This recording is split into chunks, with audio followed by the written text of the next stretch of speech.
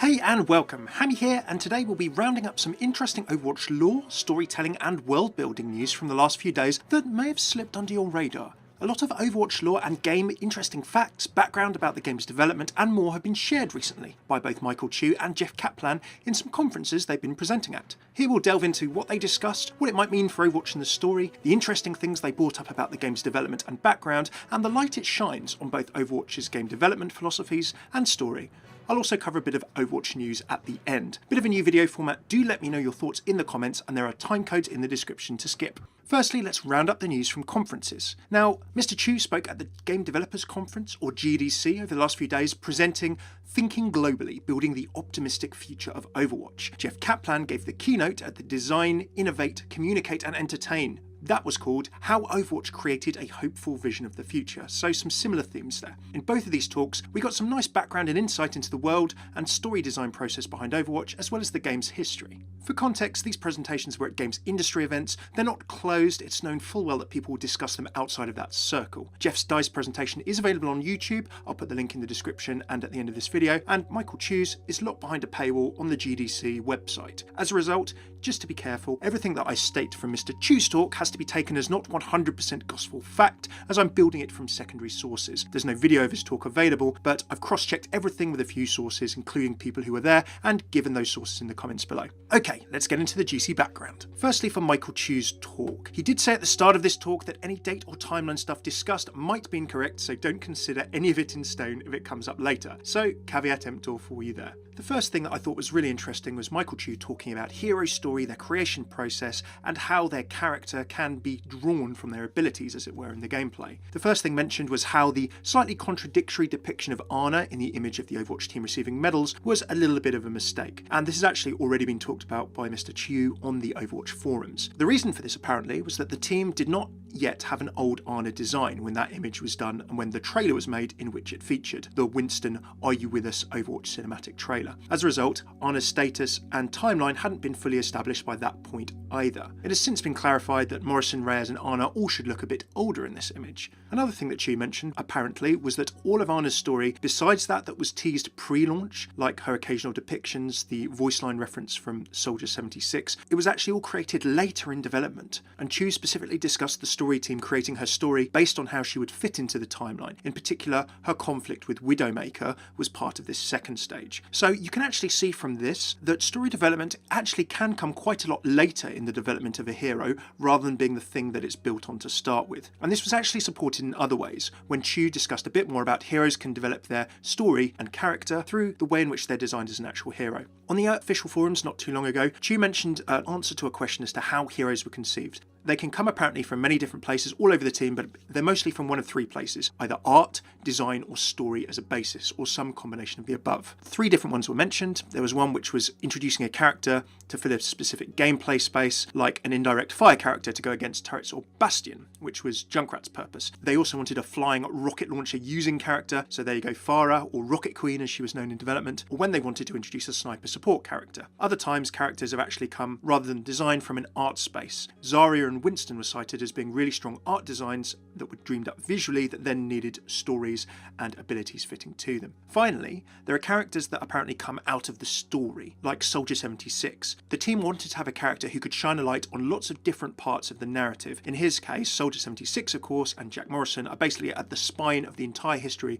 of Overwatch as a game. The timeline, the existence of the organisation, the Omnic crisis, everything that's happened afterwards can be told through Soldier 76 if required. Interestingly, Chu then also went on to talk about how some characters' attributes and story and their personalities can be derived from their mechanics. Reinhardt was cited as an example. The shield ability, for example, implies that he's a protector of others. Being a tank means that he wants people to hit him, hence his taunting in his voice lines. His charge ability kind of shows that Rein has an eagerness to fight and a little bit of a rashness or a brashness when it comes to getting into the fray. And Firestrike and Earthshatter, and I really hope this is a direct quote, meant that Rein, apparently according to Chu, likes RPGs. Now, I love this because out of context, I can see Reinhardt playing RPGs. Of course, we see him as being a fan of Diva. He wants her autograph in the game in his voice lines. And Reinhardt's voice actor, Darren DePaul, you may recognise him as a Warcraft player as Blackhand, the voice of Blackhand from Warlords of Draenor, and he does several other voices, including Star Wars, The Old Republic, and a bunch more. He actually drops in on a lot of Geek and Sundry's gaming and tabletop RPG shows, including Critical Role, the D&D show that has Matt Mercer, who's the voice of McCree, running the game. Anyway,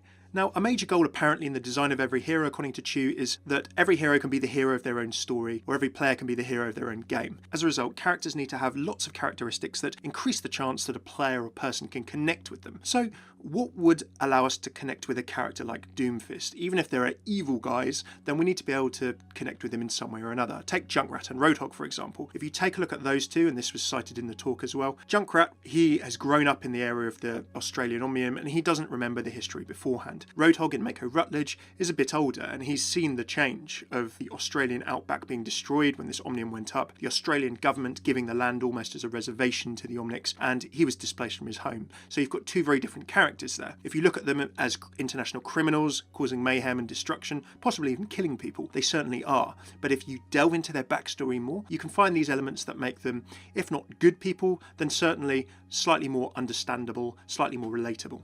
Perhaps Doomfist can have something more to his story than just being a generic bad guy or brute, and as a result, maybe Reaper, when we have a think about his story, is not pure evil. There's something that's gone wrong there, and it's going to be interesting to find out what it is. A big thanks I want to say to a viewer who kindly wrote in for his thoughts on that, as well as a lot of his notes on this presentation. Chew also covered a few more random interesting points that I don't think come into a particular category, and I'll go through those now. Apparently, the rumour about Lucio originally being intended to be Canadian because of his hockey skin was debunked. Apparently, Kaplan and a bunch of the other higher-ups just really like hockey. Chew also described the terms Omnic and Robot as being interchangeable in the Overwatch world. Of course, Omnics are built by Omnica Corporation, and as a result, because when the Omniums churned out all of these robots during the first Omnic crisis, Omnic and Robot would have kind of become interchangeable. The one example that Michael Chew has cited before is you should think of Omnics and Robots, or Omnics and Mechs, as kind of being like Kleenex and tissues. Kleenex is a brand of tissue, and you could say, oh, can you pass me a Kleenex? But everyone knows that it's tissue paper. So the two are interchangeable in that sense, kind of like Hoover and vacuum cleaner as well, I would say.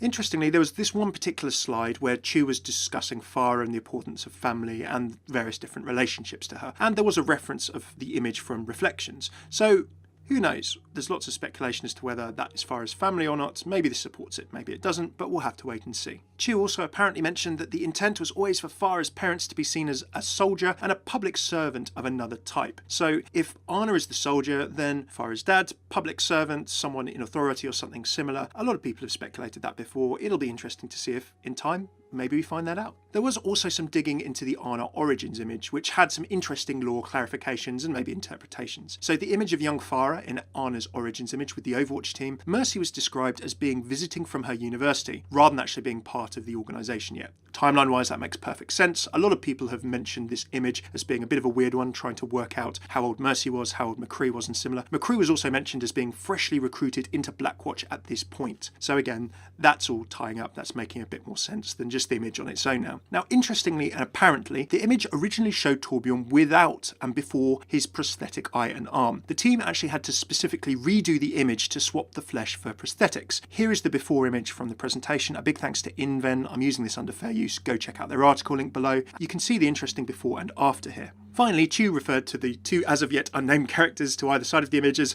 unrelated, unimportant characters with a tone that was obviously very sarcastic. That's a lot of fun. Obviously, it doesn't tell us anything about them, but I can't wait to discover who they are. The final thing, and I think this is interesting both in terms of our expectations for how Overwatch story will evolve, as well as maybe our questions that we have about the past, was that both Michael Chew and Jeff Kaplan in their talks talked about the story not being too pre-planned ahead of time and instead trying to cultivate it over time. And this was called flexible storytelling. As part of this, Chew pointed out Overwatch's use of unreliable narrators in the plural, referring mainly to Sombra as perhaps being an unreliable narrator, but also Soldier 76, interestingly. He implied that this had to do with the limited perspective the characters have of their worlds, colouring their perspectives on everything that we see. So interestingly, we can't even always trust everything right now that Soldier 76 says, a little bit obsessed being on this quest for revenge, for discovering the truth behind the conspiracy that he sees perhaps. Sombra and Reaper, I think we can say that they're definitely not the most reliable of narrators anyway. The other reason for keeping the story flexible and open was so that other small episodes of story could be added within the bigger plot without getting too restricted. And there was so much flexibility as a result for this, for Overwatch to develop its storyline since the game was released through the animated shorts and the comics. And Chew actually referred to a quote by George R.R. Martin, planting a seed and letting it grow. Martin's quote, to paraphrase, basically says that there are two kinds of writers, architects and gardeners. Architects plan everything ahead of time, know where everything's going to be, and have it all designed and blueprinted before it's even started. Gardeners dig a hole, drop in a seed and water it. They know what kind of seed it is and they know what they planted, but as it grows, they don't know exactly how it's going to look, and they find out. And Martin described himself as more of a gardener than an architect. So, what does that mean for us? Well, for those of you who love a massively detailed universe, like me for example, I think this is a good example of where we have to have a little reality check and remember that we're in year one of what hopefully is a 15 plus or more year journey. Like other Blizzard franchises and worlds, it's not going to all come out immediately, and particularly given Overwatch's somewhat troubled start before it became what it is today, in Project Titan of course, we have to remember that there was quite a short period of time for all of this to come together in. That's okay. I mean, as much as we crave more story and we'd love it all as soon as we can have it, remember how long StarCraft and Warcraft have been around to develop their big worlds, massive universes, books and everything else that comes around them. Now, quickly jumping onto Jeff's DICE talk, that also backed up this theme. He actually said in his talk that the team felt that this world and these heroes no longer entirely belong to us, and we're good with it. The team was cited as loving fan fiction, all of the art and cosplay, all of the ideas that people have about the characters. He referenced shipping and said that you can find out from the community they all have ideas as to what characters are doing in their private lives. And he actually specifically said that Blizzard see themselves as custodians of the universe. Community will create and suggest ideas, and Blizzard can cooperate and work together almost with the community to sort of see how things move forward. So those ideas, when you put them together with the flexible narrative and storytelling that Chew mentioned, you can see, I think, that Blizzard are trying to make a point about how they see the story developing, and also perhaps giving us maybe a little nudge to let us know that it's early days as well. And as much as we're ravenous for all of the detail, some of it's going to come as we go along. Other cool things that Jeff mentioned, well, he actually went a little bit more into the history of Overwatch and its birth from the sort of remains of Project Titan. I found this particularly interesting because he referred to May 2013, when Titan was sort of shuttered. It had 140 devs working on it with a lot of emotional investment. 80 of those devs were permanently relocated to other teams within Blizzard on the other games they had. 20 were sent as long-term loans to other projects, not coming back to the team anytime soon. From those, there were only 40 people left on the Titan team. They were given 6 weeks to make a new idea for a Blizzard game. If it was compelling enough, they could move it forward to a new project. If it wasn't compelling, the team would be broken up and sent to other Blizzard games. So that's a pretty tough situation. A game that you've been working for a long time on has been shuttered as almost a failure, and the remaining team was faced with quite a lot of despair, a bit of a dark situation, not knowing where they were going to be going next. So to try and pull themselves out of this, Jeff mentioned that they were kind of thinking of a bright and hopeful world, and of those 6 weeks the team had, they spent 2 weeks of it trying to make an MMO or get an idea for an MMO of an existing Blizzard universe and IP. They spent 2 weeks trying to make a new MMO IP entirely that wasn't Titan or anything to do with Blizzard's existing titles. And on the side, in kind of the remaining 2 weeks, there was this idea of this bright and hopeful world from a lot of Arnold Sang's concept art from Project Titan, put together with Jeff Goodman, who used to work on World of Warcraft, boss battles, encounters. He had a lot of cool hero and class ideas, and together they were put together as this new kind of seed from which Overwatch came from. Ben Zhang did this cool piece of concept art that was put together, and a lot of people actually speculated this recently to do with the whole Ankora and Orisa stuff as being perhaps a new hero. Jeff actually, in his talk to a bunch of games industry people, specifically called out the subreddit, saying that character is not who you think it is, which is pretty cool. There are other things that came from this talk that I thought were really cool about Overwatch's level and world design, and Jeff mentioned that the team keep asking themselves what's cool about Earth. They learnt a lot from World of Warcraft. Jeff used to work on World of Warcraft level design and quest design, and he mentioned the human starting zone. So if you go from the human alliance starting zone, Elwyn Forest, which is kind of light, into Duskwood, which is kind of dark, you're in an area where there's a lot of variation. The team, however, also learned positive lessons from maybe mistakes that the World of Warcraft and other Blizzard teams had made. And he cited the Burning Crusade as an expansion. If you haven't played World of Warcraft, to summarise this, the Burning Crusade is a really key part of the World of Warcraft story that's been cited in games going back to Warcraft in the late 90s. So it's a really big story for the team to tell. It was an important expansion, but it was all very, very dark. The levels were very dark, and Blizzard learned that people felt that these dark worlds and places were oppressive. So oppressive, in fact, that players were going back to the lighter, older areas to try and spend their time and hang out. Now, if you want people to spend hundreds and thousands of hours in a game, then you don't want to be forcing people out of the new worlds that you're creating. And this very much affected Overwatch world building, which I found very interesting. As a World of Warcraft player myself, I found these areas, when I played them, very dark. I didn't want to stay in them for too long. The positive thing that the Blizzard team drew from that was looking at Overwatch worlds as, where on earth would you like to go and what's cool about Earth? So they picked a lot of holiday places and cool looking destinations. Ilios was pretty much born out of the thought that Jeff kind of liked the look of Santorini himself. Iraq, they wanted a hopeful future. In all games, Iraq and the Middle East have kind of been bombed, war-torn, and they wanted to show a different side of the coin for Iraq, and that's what Oasis was. And the theme of places you've never been but would love to spend some time permeated level design. Jeff also mentioned about how fantasy can be greater than reality, tapping into players' imaginations, and that players can actually imagine things greater than devs can build them sometimes. Now, Jeff actually cited the Hollywood level as an example. The map and world design team at Blizzard for Overwatch contains a lot of people from Europe, for example, and a lot of these people had never been to Hollywood. They designed this level of Hollywood. The team were then actually sent on a day trip to a backlot in Hollywood and around Hollywood, do a little bit of real world fact finding for a bit of context. They actually came back to the studio and said, we got it all wrong. They redesigned it. Jeff and the team then looked at the redesigned one and thought that they didn't actually like it so much. They preferred the Hollywood from the imagination of a person from Belgium or Sweden rather than the realistic portrayal. Now, I've been to Hollywood and bits of it, and I can certainly tell you that parts of it are kind of like you'd see in any other city or town. You know, it's got its grimy bits as well. So this concept of Overwatch having fantasy or improved or idealized versions of Earth and the world that we know, while still being relatable, sometimes the team preferred these rather than the actual realism side of things. There's another really cool fact about Dorado that came up. Dorado was an important location. It was going to be in Hero, going to be to do with Sombra. There were loads of reasons why this location was pretty important. They had a look at different themes for Mexican cities, but they found that Mexico City and several other places looked on the surface as a look what you'd see in other cities around the world. So they wanted something that was differentiating. They started looking at research for sort of coastal stuff because they wanted an edge to the map for gameplay reasons, and they also wanted a lot of colour. Now, if you type in colourful Mexican town on Google image search, you'll see various images come up, and this one might be familiar. What was really funny about this that Jeff said was that this is actually Manarola, Italy,